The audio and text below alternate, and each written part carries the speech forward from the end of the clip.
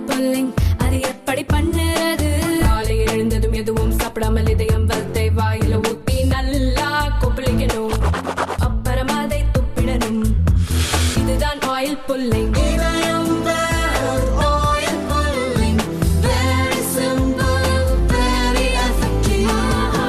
நாடாளுமன்ற பட்ஜெட் கூட்டத்தொடர் ஜனவரி 31ஆம் தேதி தொடங்கியது.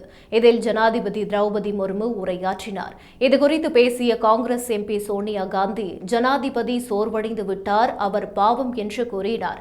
சோனியாவின் இந்த கருத்து சர்ச்சையான நிலையில் பாஜக தலைவர்கள் கடும் கண்டனத்தை தெரிவித்தனர்.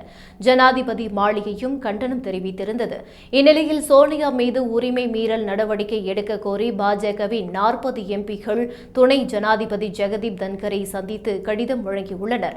ஜனாதிபதிக்கு எதிராக இழிவான மற்றும் அவதூறான வார்த்தைகளை சோனியா காந்தி பயன்படுத்தி இருப்பதாக அதில் குறிப்பிட்டு உள்ளனர். இந்த உரிமை மீறல் பிரச்சினை ஏற்கப்பட்டால் சோனியா காந்திக்கு பாராளுமன்றத்தில் சிக்கல் ஏற்பட வாய்ப்பு உள்ளது.